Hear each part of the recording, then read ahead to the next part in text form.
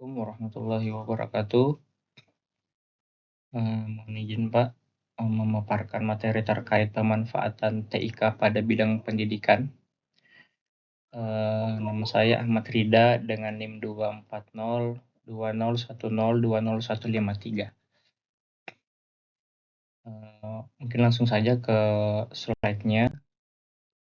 Di sini ada daftar isi. Yang pertama ada pendahuluan, kedua manfaat TIK, ketiga ada tantangan terkait TIK, yang keempat ada contoh kasus, yang kelima ada kesimpulan. Pendahuluan. TIK mengubah cara pendidikan dilakukan di Indonesia.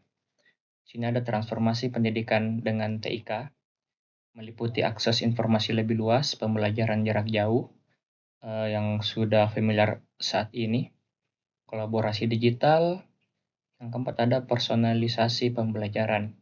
Selanjutnya ada penggunaan TIK yang bertanggung jawab, meliputi etika, keamanan data pribadi, verifikasi sumber informasi, dan batasan waktu penggunaan. Selanjutnya ada manfaat TIK. Yang pertama, kepada akses pendidikan yang lebih luas. Misalkan jangkauan ke daerah terpencil bisa lebih cepat. Yang kedua ada akses materi pembelajaran, bisa diakses dimanapun dan kapanpun, mengurangi kesenjangan karena semua dapat mengaksesnya. Yang keempat ada fleksibilitas waktu dan tempat. Terakhir ada peningkatan literasi digital. Yang kedua ada pembelajaran daring via daring. Yang pertama terkait penggunaan platform, contohnya Ruang Guru dan Zenius. Yang kedua ada belajar kapan dan di mana saja. Yang ketiga ada variasi metode pembelajaran. Yang keempat ada interaktivitas tinggi. Yang kelima ada dapat menjadi solusi saat terjadinya pandemi COVID-19. Selanjutnya pada bagian ketiga ada program Indonesia Pintar atau disingkat dengan PIP. Meliputi bantuan pendidikan digital. Selanjutnya berfokus pada daerah 3T, yaitu daerah tertinggal, terdepan, dan terluar. Ada perangkat belajar digital, peningkatan akses internet, yang terakhir dukungan pembelajaran.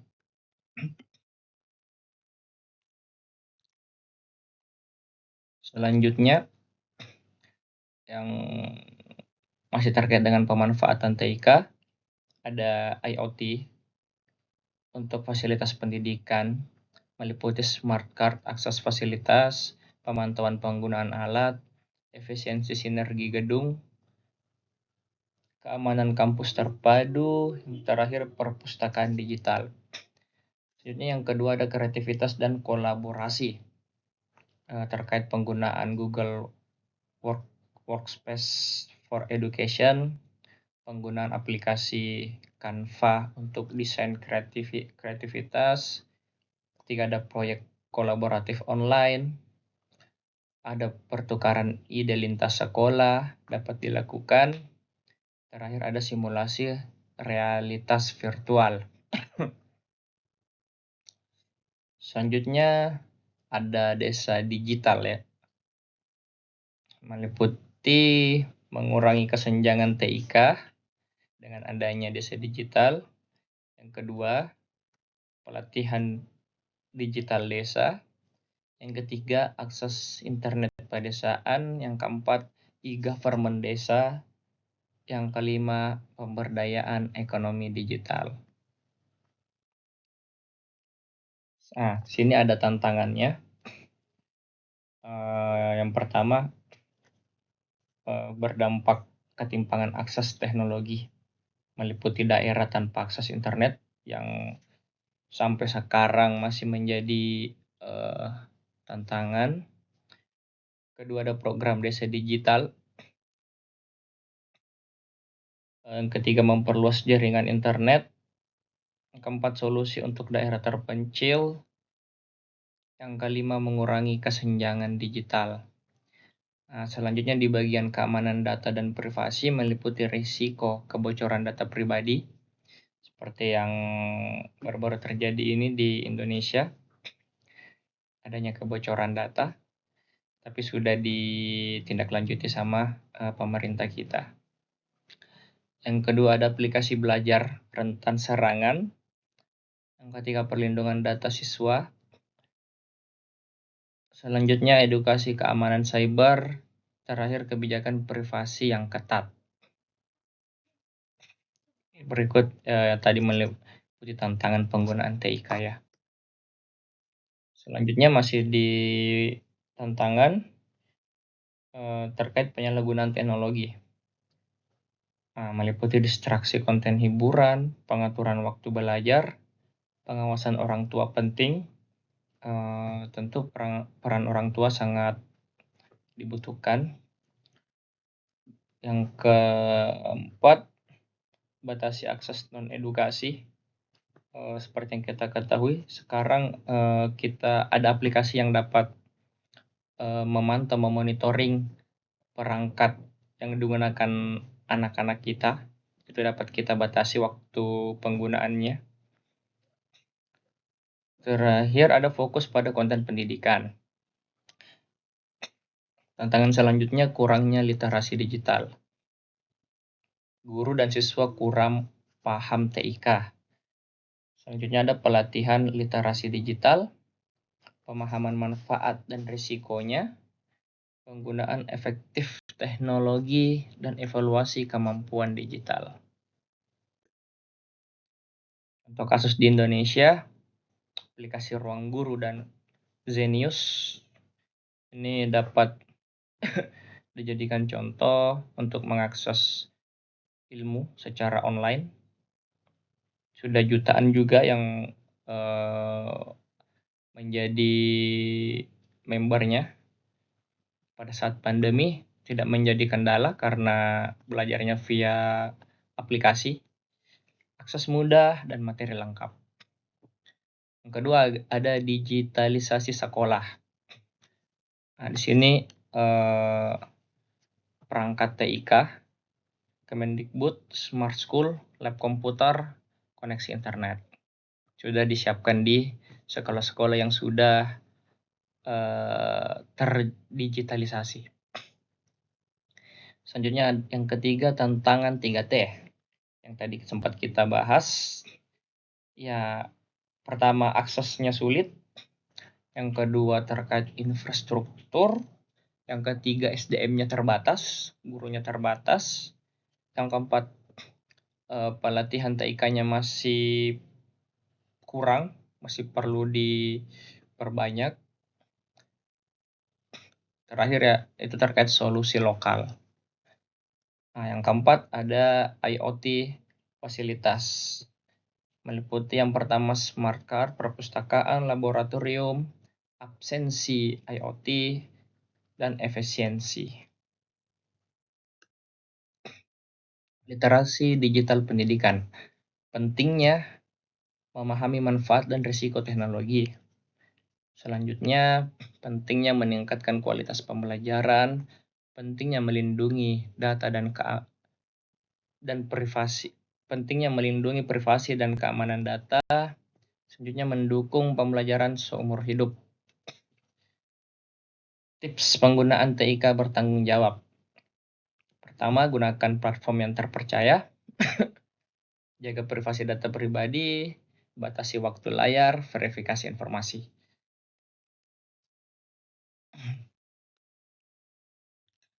Ini ada program Indonesia Pintar. Penjelasan program Indonesia Pintar, bantuan pendidikan untuk siswa miskin yang kurang mampu. Tentu tujuannya untuk meningkatkan akses pendidikan, mengurangi angka putus sekolah. Bentuk pelaksanaannya yaitu KIP yang sama-sama kita ketahui sudah diluncurkan oleh pemerintah. Selanjutnya ada implementasi PIP di berbagai daerah. Pertama, untuk penyaluran di daerah perkotaan dan 3T. Yang kedua, tantangan distribusi di daerah terpencil. Yang keempat, kolaborasi dengan pemerintah daerah. Selanjutnya terakhir, perlunya dilakukan monitoring dan evaluasi terhadap program pelaksanaannya. Evaluasi TIK dalam pendidikan Indonesia untuk meningkatkan kualitas pembelajaran. Yang pertama, terkait analisis efektivitasnya, mengukur dampak TIK-nya, adanya survei kepuasan, terus terakhir analisis hasil belajar. Yang kedua, evaluasi terkait tantangan implementasi. Yang pertama, akses data tidak merata. Yang kedua, kurangnya infrastruktur.